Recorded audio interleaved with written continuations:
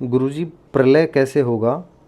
क्या हम एकदम से मर जाएंगे? इसमें क्या होगा? कृपया इसके बारे में मार्गदर्शन कीजिए। देखिए, प्रलय तो होना है। जैसे हमारा शरीर मरता है, हम नष्ट हो जाते हैं, शरीर छूट जाता है, अन्य वस्तुएं भी जो बनी है वो नष्ट होती हैं। ये संसार भी, ये भूमि भी, ये पूरे लोक लोकांतर भी बने हैं, तो ये बिगड़ेंगे भी, यानी बिखरेंगे भी, और ये नष्ट भी होंगे।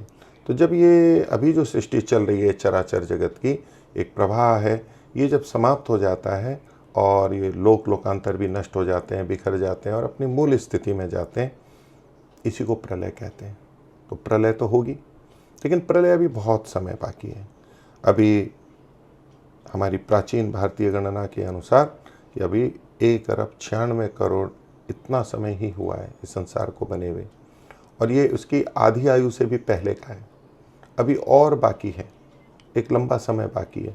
4 अरब 32 करोड़ वर्ष तक ये सृष्टि प्रक्रिया चलती है, यानी हमारा जीवन, मनुष्य और अन्य प्राणी ये सब चलते हैं। तो अभी तो बहुत लंबा समय बाकी है, इसलिए इसमें कोई चिंता करने की बात नहीं है। बीच बीच में कोई कोई मत संप्रदाय वाले बोलते हैं अब प्रलय आने वाला है, इसमें आने वाला है। कितनी बार तो हो चुका, और सृष्टि तो यथावत चली रही है, आगे भी चलेगी। लेकिन जब प्रलय होगी, क्योंकि एक सीमा होती है, सूर्य भी अपना प्रकाश दे रहा है, उसकी सीमा है, उसके बाद उसका प्रकाश देने की सामर्थ्य कम हो जाएगी। हमारा जीवन सूर्य के ऊपर चल रहा है, लोक लोकांतरों के आपसी संबंधों के ऊपर चल रहा है। तो जब इनमें क्षीणता आएगी, प्रकाश की न्यूनता होगी और इनकी स्थितियाँ बदलेंगी, तो इनकी गतियाँ और आकर्षण आदि ये सब चीज़ें बदल जाएंगी।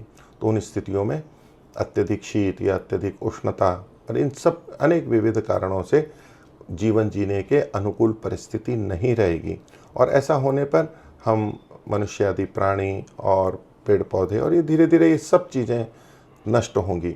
और उसके बाद जो परमात्मा की ओर से भी प्रलय होती है, इन महाभूतों का विघटन होगा, और ये करते करते मूल प्रकृति तक पहुँचते हैं, और मूल प्रकृति सत्वर स्तंभ के रूप में स्वीकार की जाती है। एक बड़ा दार्शनिक विषय है, लेकिन प्रलय होगी और ये सब चीज़ें समाप्त हो जाएंगी। लेकिन चिंता की बात नहीं है, परमात्मा फिर सृष्टि बनाएगा और फिर हम ऐसे ही जीवन चलाएंगे।